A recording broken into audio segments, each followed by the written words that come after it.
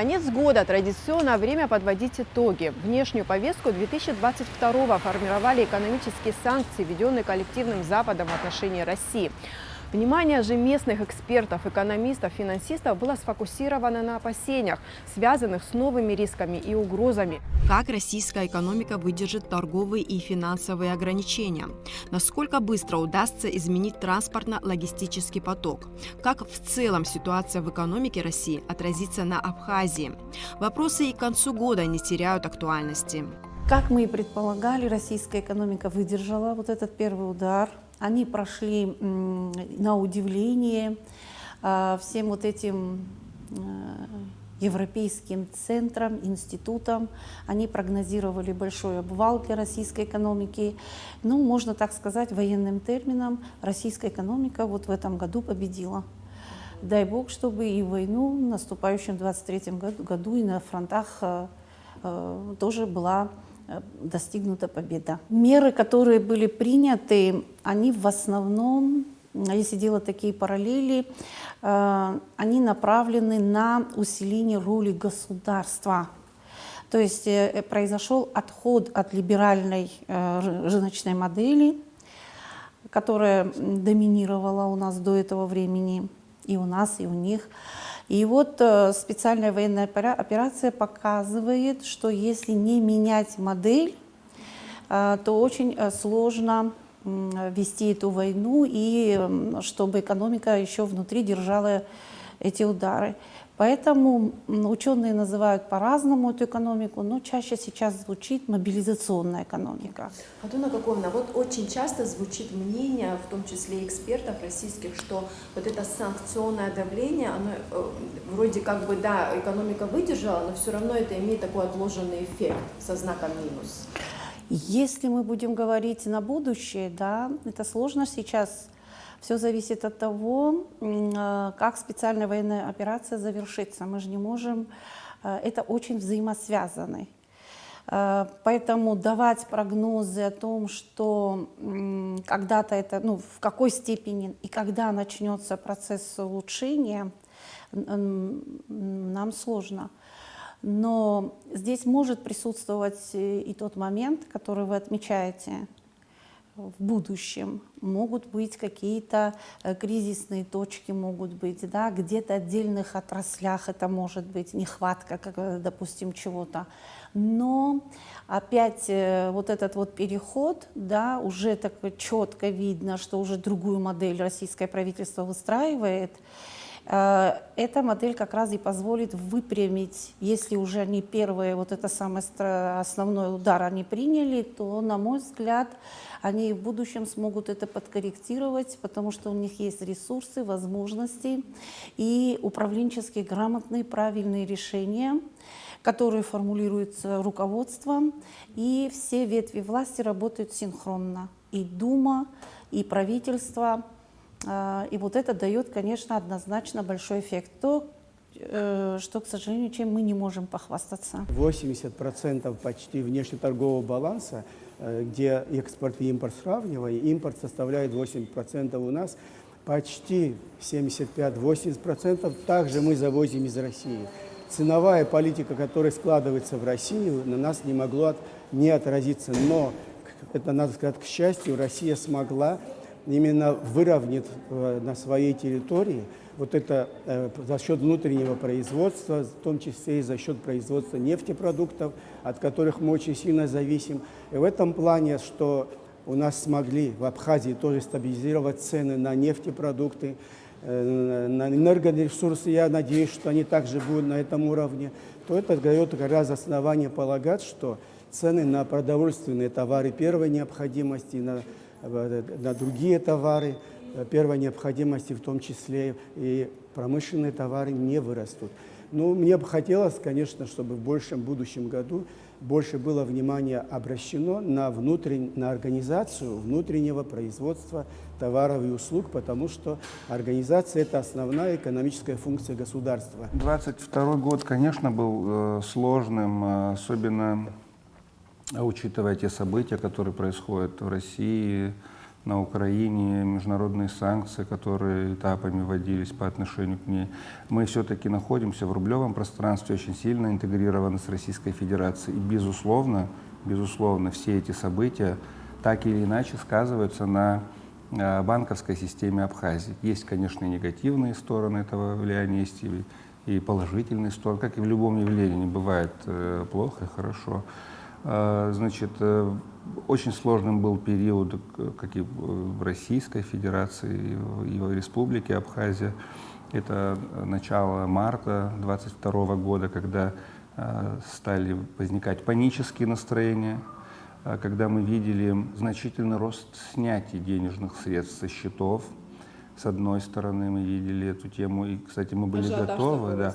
Он длился недолго, недели две, но мы справились. Банк Абхазии, в принципе, подготовился к этим событиям, потому что мы уже научены опытом ковидных вот этих месяцев, когда граница была открыта. Мы как бы готовили ликвидность на случай возникновения нестандартных ситуаций, чтобы как-то поддержать систему на плаву. В принципе, справились. Еще помогло нам смягчить эту ситуацию то, что в марте месяце, в начале апреля мы наблюдали такое явление, как переток денежных средств с карт российских банков на карты АПРА. То есть многие люди, понимая, что перспективы неопределенные, боясь того, что деньги могут быть заморожены на российских картах на фоне санкционных мероприятий, которые вводились, решили, что в банках Абхазии безопаснее им держать деньги, потому что мы как бы не попадаем под санкции, потому что нас изначально страны Запада не признают, поэтому и санкции не могут к нам вводить. К апрелю месяцу ситуация стабилизировалась, к маю месяцу стала бурно развиваться. Это было связано с тем, что в Абхазию стало приезжать большое количество туристов. Для коммерческих банков нашей страны 2022 год оказался удачным. Финансовые показатели всей банковской системы выросли аж в 5 раз. В прошлом году коммерческие банки Абхазии, это прибыльные плюс убыточные в целом вместе по системе, заработали 34,6 миллионов рублей. Грубо говоря, 35 миллионов рублей за весь прошлый год. В этом году, в 2022, коммерческие банки Абхазии ориентировочно заработают, правда, еще у нас итоги декабря отсутствуют, но уже можно сказать, что цифра будет в районе 150 миллионов рублей. То есть 35 в прошлом году и 150 миллионов в этом году. Это бухгалтерская прибыль, она выросла в 5 раз. Если говорить об операционной деятельности, то тоже операционная прибыль в прошлом году была 35 миллионов рублей, а в этом году достигнет 250 миллионов рублей. Да, больше, чем в 6 раз выросла. То есть год был очень хорошим для коммерческих банков. Казалось бы, санкции – сложная экономическая ситуация, а коммерческие банки демонстрируют высокие финансовые показатели. Одна из причин – устойчивая работа Сбербанка Абхазии, объясняет Беслан Барателия. В основе, этих результатов лежат две вещи. У нас были изначально прибыльные банки, которые в прошлом и позапрошлом году прибыльными. Но у нас в системе изменилась ситуация со Сбербанком значительно. Это сказалось на всей системе. Сбербанк Абхазии выходит из такого затяжного периода нестабильной ситуации, когда он сталкивался с дефицитом ликвидности, когда не было денег, бесконечные очереди. В этом году практически таких проблем нет. Сбербанк Абхазии работает четко, он показывает уже операционную прибыль, которую не было очень много лет. Решил проблему с ликвидностью, у нас практически нет очередей, связанных с выдачей пенсии, как это было раньше. Практически всегда работают банкоматы, за редким исключением, когда технического рода поломки могут быть или там отсутствует связь и так далее. То есть в целом банк выходит из тяжелой ситуации и, безусловно, учитывая, что он является системообразующим банком всей банковской системы, то это в целом сказывается положительно на финансовых результатах по системе. Высокий денежный оборот указывает на рост внешнеэкономической деятельности и предпринимательскую активность, говорит глава Нацбанка. Если смотреть на оборот денежных средств, который является суммой притока денег в Абхазию и тока денег из Абхазии, в прошлом году приток и отток в сумме составляли 97,6 миллиардов рублей. В этом году более 110 миллиардов рублей. То есть рост движение денег, движение капитала трансграничного, приток денег, отток. Это связано с активизацией платежей, с активизацией деятельности предпринимательской, притоком туристов, то, безусловно, и комиссионные доходы, соответственно, тоже зарабатываются. Это один источник доходов. Да? Второй источник доходов, и самый главный для банков, это кредитование. Что мы видим по системе? За этот 22 год уходящий кредитный портфель по банковской системе увеличился с 4,6 миллиардов рублей до 5,2 миллиардов, то есть на 600 миллионов рублей вырос кредитный портфель. Последний год, можно сказать, найден экономический баланс интересов государства и предпринимательства. В чем это выражается? Это выражается в том, что множество, надо сказать, множество предпринимателей, частных предпринимателей, индивидуальных предпринимателей, которые ранее не стояли на государственный учет, они, я почти уверен, что добровольно встали на учет, потому что, как мы знаем из отчетов Министерства по налогам и сборам, четко сказано, что поставлены на учет, но штрафные санкции значительных по ним не определены. Это означает, что это взаимная договоренность или согласованные действия органов надзора и контроля и предпринимателей. Это, в принципе, хороший факт. Дальше это выразилось, конечно, в удвоении доходов госбюджета именно относительно налоговых платежей, связанных с собственным производством, что это тоже радует. Граждане стали больше доверять банкам и чаще приносить свои накопления. В 2022 году объем вкладов увеличился до 2 миллиардов 400 миллионов рублей. Что касается ставок по кредитам, то они остаются высокими, но не настолько, как это было 2-3 года назад. Сбербанк сегодня кредитует главным образом за счет вкладчиков. То есть одни граждане Абхазии приносят деньги в банк под процент, другие граждане Абхазии обращаются в Сбербанк, и эти деньги берут под процент. Поэтому чем выше будет ставка по вкладам, тем выше будет ставка по кредитам. Но это с одной стороны. С другой стороны, если резко опустить ставки по вкладам, то есть сделать их низкими с тем, чтобы дешевые вклады привлекать и давать дешевые кредиты, это приводит к тому, что вкладчики не приносят деньги. Им не интересно размещать деньги в банке под совершенно низкие проценты. Поэтому этот процесс тоже медленный.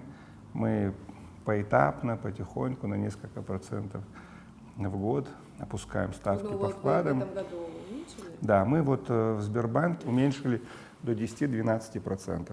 Но ведь в банке находятся средства, которые были размещены ранее под высокий процент. То есть это должно пройти год, 2, 3, когда вкладчики, которые вносили деньги до 1 августа, изымут их и разместят заново под новый процент.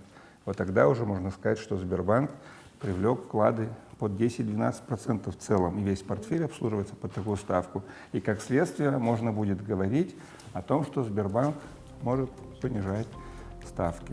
Проект республиканского бюджета на 2023 год с дефицитом в 1,7 миллиардов рублей у экспертов Центра социально-экономических исследований Абхазии вызвал критические замечания. Бюджет ничем не отличается существенно. Это вот самое основное, и этим все сказано. То есть структурно серьезных изменений нет.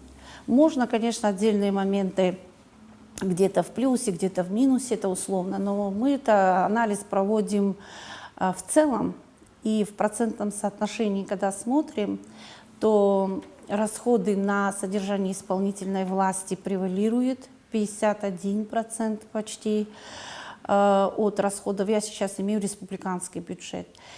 Потом 18 где-то процентов на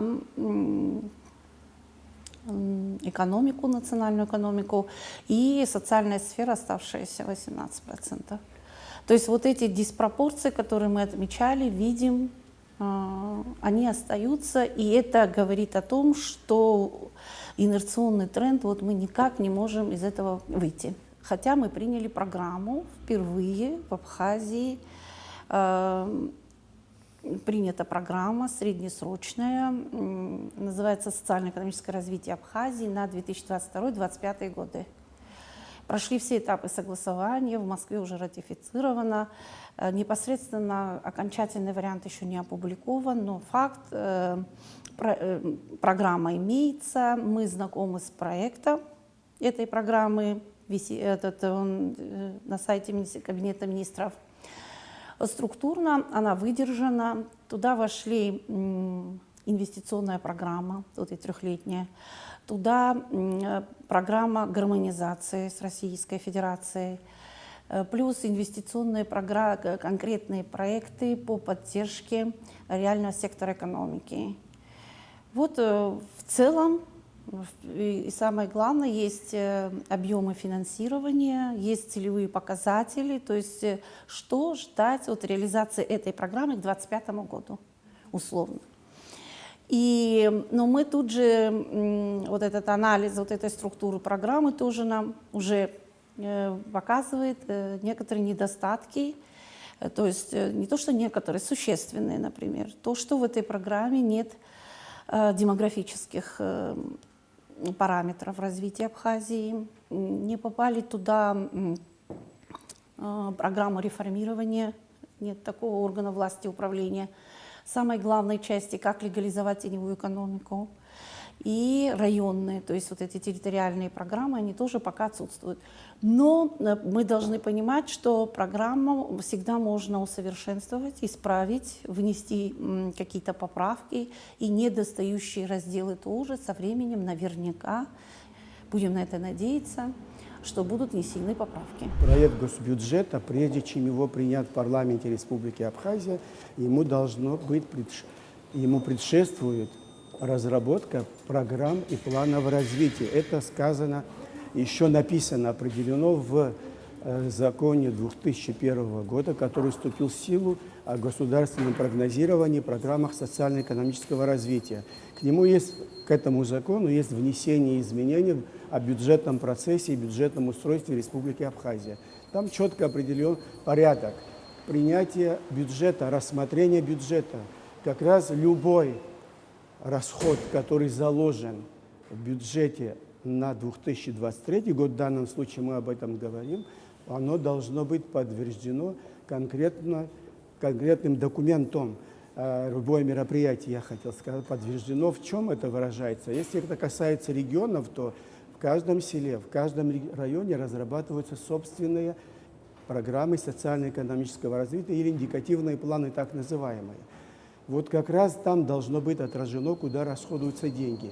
А это собирается по всем районам Абхазии уже в Республике Абхазия, и по городам и районам республики, и разрабатывается уже годовой индикативный план. Но у нас годовой индикативный план, к сожалению, отмечаю, разрабатывается по старой схеме, которые только цифровые показатели, какие мы должны достичь результаты и так далее. А вот в нем должно быть определены, указаны четко, какие мероприятия необходимо осуществить в данном периоде, в данном случае на 2023 год, какие структуры власти за это отвечают, несут ответственность, и какие сроки реализации в итоге года будут по кварталам разбиты.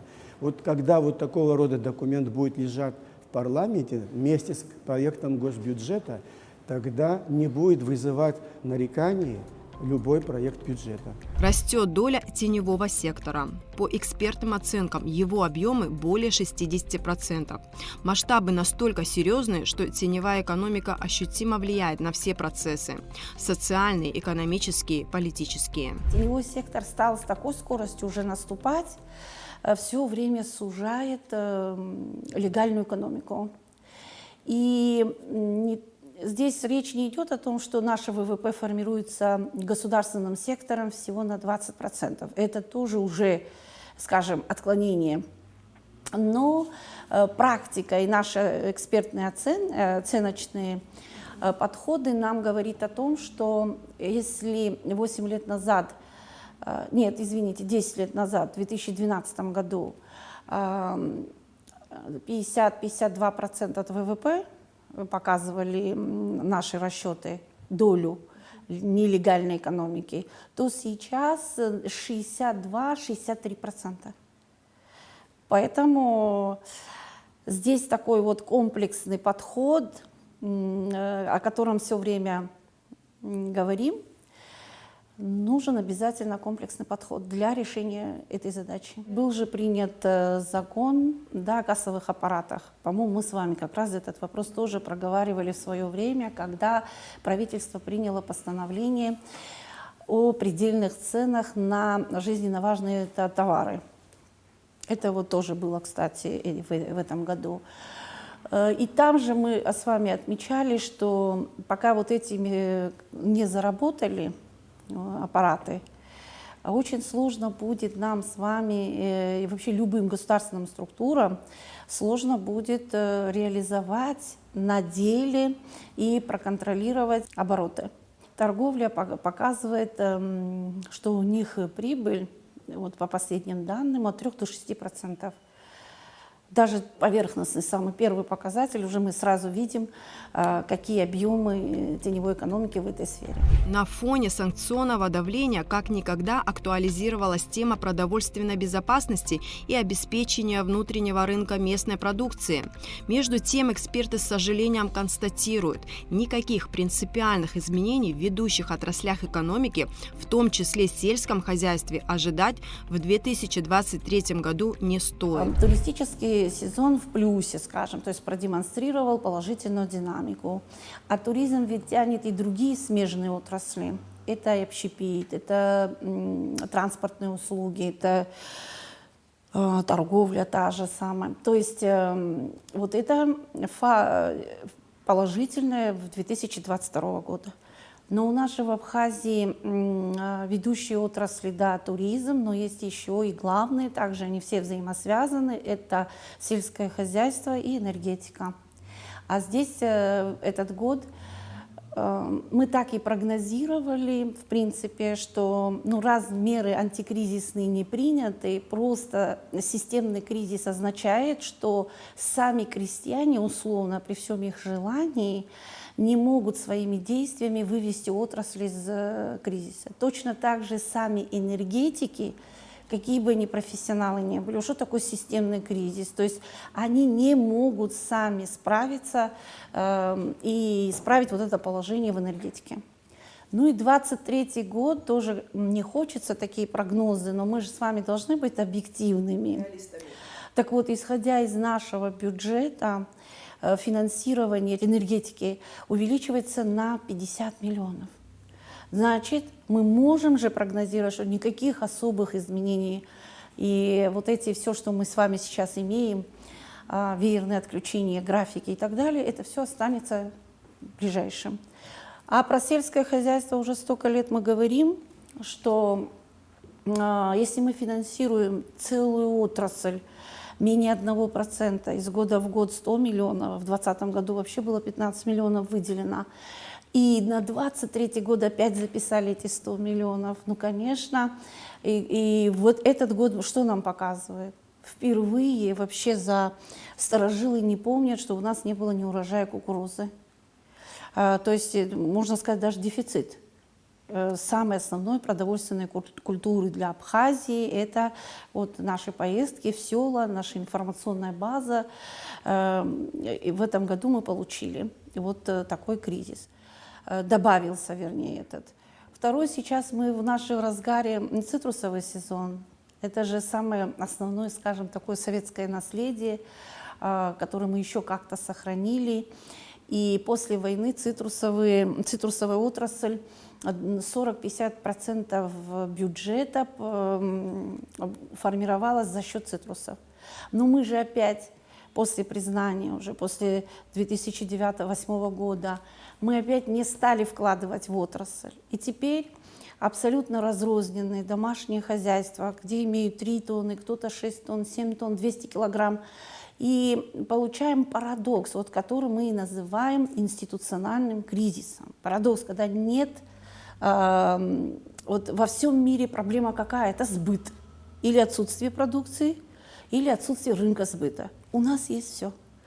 Сама продукция есть, на нее спрос есть в российских рынках, потому что Россия сама завозит в больших объемах, импортирует эти цитрусовые. Наша задача, вот мы 30 лет не можем довести, организовать здесь и довести до российского потребителя наши мандарины. Радует то, что сельское хозяйство, на него обращают внимание в последнее время, но не нравится мне, прямо скажу, то, что 100 миллионов тоже немало для наших сел Абхазии, что индивидуальным, конкретным, единичным хозяйством выделяют, крестьянским хозяйством или одному жителю.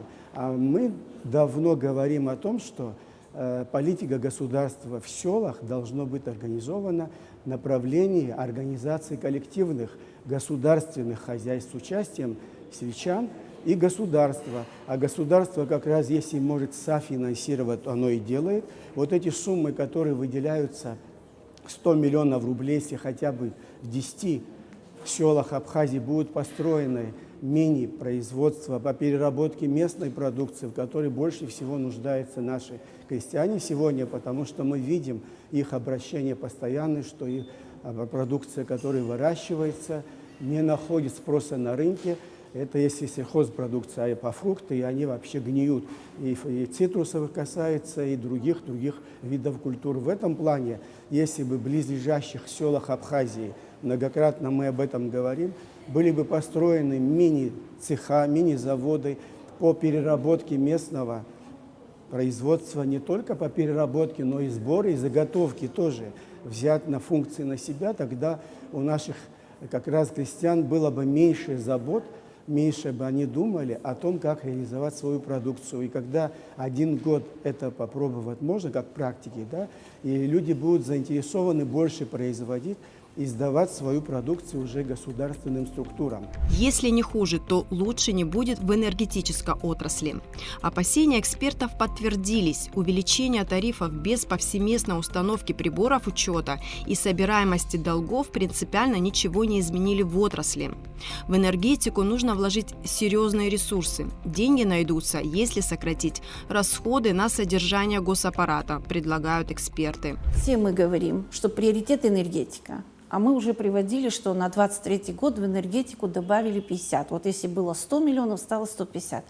А скажите, сколько добавили на содержание государственной структуры, например, ГТК Республики Абхазия, Государственный таможенный комитет? Им добавили 72,5 миллиона рублей. На содержание исполнительной власти, не включая Министерство обороны, не включая МВД, СГБ. Мы же понимаем, вопросы безопасности на первое место, поэтому эти структуры не будем включать. И без этих структур у нас уходит 70%, 3 миллиарда с лишним на их содержание. 70% от собственных доходов бюджета на 2023 год, республиканского бюджета. Программа социально-экономического развития на 2022-2025 годы предусматривает развитие реального сектора экономики.